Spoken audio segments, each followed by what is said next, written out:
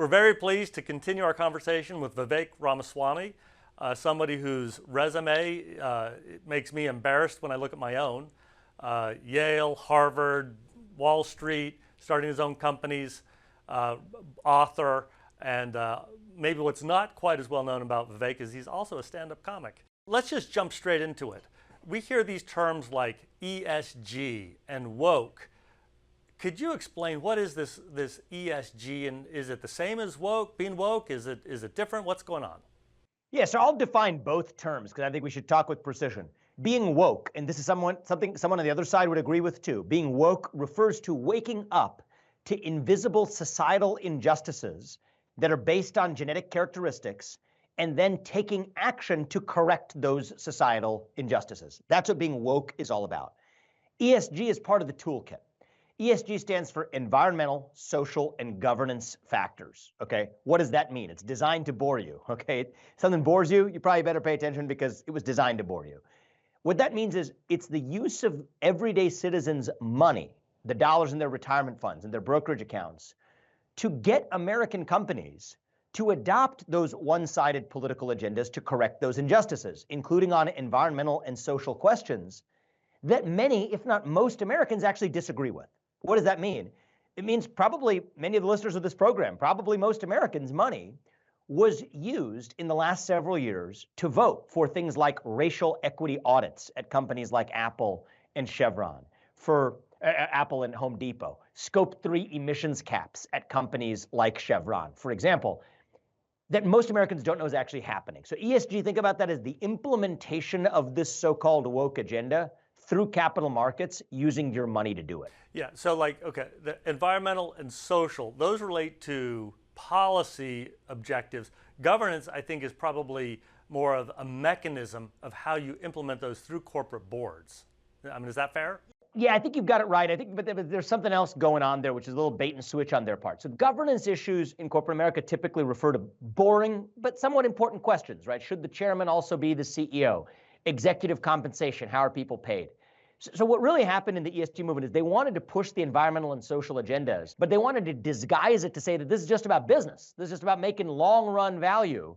And so they tacked the G on at the end, even though it's a very different question of whether a board chairman is also a CEO versus whether or not a company has to adopt an emissions cap or a racial equity audit. So it was a bit of a bait and switch. But now it's actually come full circle where a lot of those governance questions like executive pay are now tied to whether or not you're advancing those environmental goals. So CEOs are paid not just on profit goals or on business goals, commercial goals, but also these environmental and even social agendas instead. So that's what's going on there. Look, you have to give the left credit. They're very, very clever. They'll try to push for these radical policy outcomes through state legislatures, through Congress, through the courts. But Vivek, what they're doing now is using private sector money to achieve their outcomes against the interests of the American public. That's right, correct? That's exactly right. I mean, this is the essence of what they're doing here is they're using these private companies and financial institutions to do through the back door what government could not get done through the front door, through the lawmaking process, or under the Constitution, okay? I often argue if it is state action in disguise, the Constitution still applies. I've made that argument in the case of big tech censorship. But which actually I don't even call big tech censorship anymore. I call it government tech censorship, which is the heart of what it is. But it's also going on in these financial markets as well, where John Kerry, for example, gets U.S. banks to sign a net zero alliance of American banks that pledges not to lend to certain projects like drilling in the Arctic that are perfectly legal under actual existing law. So what they're actually doing here is creating a new parallel legal system using economic force, and by the way, using not their money, but your money to do it, but it's not subject to the same backstop of democratic accountability where you can just vote them out if you want to. It makes a hollowed out husk of the people you do vote into office. And so what you have is this, 1980 problem was Congress delegating its lawmaking authority to the cancerous administrative state. Well, now even worse, that administrative state is actually delegating its even rulemaking and regulatory authority quietly through the back door to the private sector because they want it to be as unconstrained and as legally uninhibited as possible. And I'm sorry to say it's working for them so far, unless and until we do something about it. Right. This is jujitsu. It's using our own weight against ourselves. It's using private sector money earned through a free market system to attack the free market system. I mean, it's a very insidious, very clever thing. I'd give the left credit for it. I think that's why I often say we have to save capitalism now from corporatism or from corporate America. And they realized, if you can't beat them, join them. So they said, okay, we can't take down the castle of capitalism through the front door. That was Occupy Wall Street back in 2008. Well, you know what? We'll just invade it through the back door. You guys say capitalism and free market. Well, guess what? We are the shareholders now, right? So there's a duty of the idea of a fiduciary duty, that a CEO owes a duty to the investors and the shareholders. Well, what the BlackRocks of the world say is, guess what, guys? We are the shareholders. We are the new daddy in town, and we're telling you to adopt these social and environmental agendas. And didn't you, Friedmanite conservatives, say all along that it was about shareholder demands? Well, here we are. And so I think that's the defining challenge for the future of the conservative movement, actually, is how do you sterilize the castle of capitalism, if you will, without burning the whole thing down? I have deep-seated views and extensive views on how to do this. It's what I've spent 3 books writing and a couple of years of traveling the country. But these are complicated challenges that we're not going to address by just reciting slogans we memorized in 1980. Well, Vivek, at the same time that you were on Wall Street doing amazing things, you were also graduating top of your class at Yale Law School, which I've never heard of anybody being able to pull those 2 things off simultaneously. But then you also wrote Woke Inc. That's when I first became familiar with you, and you were on the radio and TV nonstop. Everybody was in demand. Who's this Vivek Ramaswamy, this author of Woke Inc.? You really became the leader on this in this space. But since these books that you've written, you've said, I'm going to put my money where my mouth is, and you've created your own asset management firm. Explain to me how Strive works. What is Strive, and why is that something that conservatives should care about? Yes, I'm incredibly proud of actually taking action on this, if I may say so myself, because as much as I like writing books and putting out articles or whatever, that's the first step, but it's not really changing the game. And my view was, what if BlackRock, State Street, and Vanguard are taking the money of everyday citizens and using it to advance political values? Then those everyday citizens need other options. So that's what led me to found Strive, which was a new asset manager, founded it a little over a year ago, that was going to compete with the likes of BlackRock, State Street, and Vanguard, but with a different message, a different approach to voting as a shareholder, a different approach to delivering a message to companies as a shareholder, to focus on excellence over politics. Leave politics to the political process so that companies should focus exclusively on the products and services for their customers that generate value for their shareholders. Yes, by making money without apologizing for it. No 3-letter acronyms, no ESG-informed philosophy, exclusively an excellence-centric vision. And I'm proud to say that after Strive actually launched its first fund in August of last year, I think took about 3 months to cross the $500 million mark when JP Morgan got into the exchange-traded funds business, and this is the same line of business of exchange-traded funds and index funds. I'm told it took them over 2 years to cross $1 billion.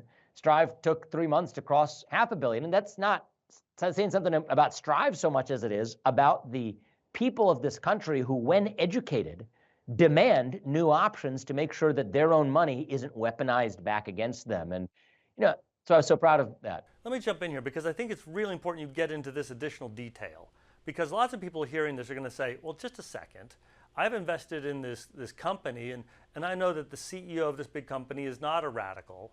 How is it that when the shareholders, and I'm going to put that in quotation marks, the shareholders show up to shareholder meetings, that suddenly big oil companies, their shareholders, technically shareholders, are told, you're not going to be drilling for oil anymore, you're going to windmills. So you hit the nail on the head by putting shareholders in air quotes, because that's the trick at the heart of this game.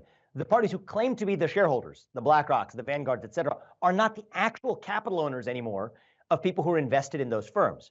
So think about the way this works. I mean, you asked me to break it down, I'll break it down, right? Mom and pop give their money to the local guy at the Merrill Lynch office or put in their 401k account at work. That then invests in index funds that say, for example, would track the S&P 500 or track a particular sector by investing in all of the public companies in that index basket. Okay, who's providing those index funds? That's BlackRock, State Street, and Vanguard. So what do? They invest that money, but they also tell the CEOs how to behave, which environmental policies, which social policies they need to implement. So that's actually how the game works. Now, you might think you're invested in a company and you think the CEO's head is screwed on right. Most of the time, the CEO's head actually is screwed on right, but they're under pressure from these guys like BlackRock and State Street and Vanguard. So I'll give you two examples. One was, let's take Apple, actually, last year. This is not a conservative company, okay, by any measure.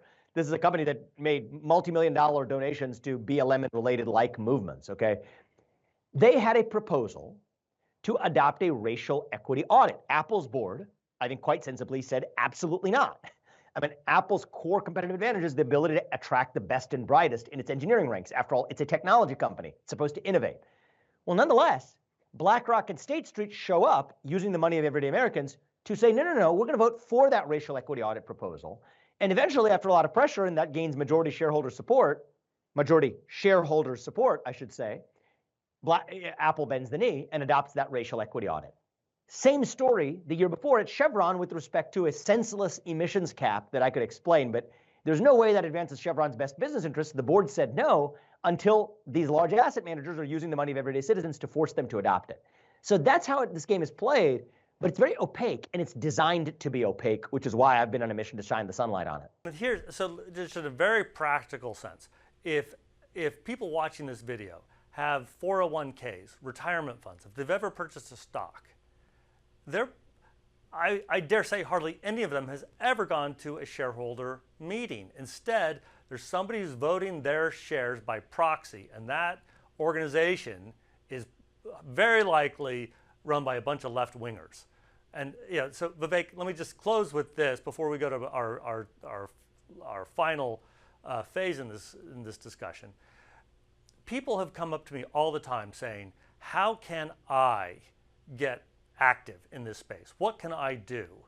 And it's tough if you're in the battle here in Washington, D.C., the D.C. area. It's tough to advise somebody in Topeka, Kansas, or Birmingham, Alabama, how they can get involved. But right now, they can switch from other investment firms and portfolios, put their cash into the same kind of investment system that you have, and they can know that their money is being used for good and not for bad.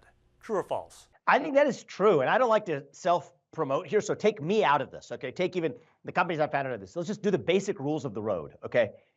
You don't just vote every November. You're voting every day with your dollars, whether or not you know it. If it's invested in funds that are voting your shares in corporate America, literally voting your shares, literally using your dollars to tell CEOs how to behave or not, I think most Americans, and it's your choice, it's your money, but most Americans want to deliver a message that tells them to focus exclusively on maximizing value rather than promoting somebody else's social values.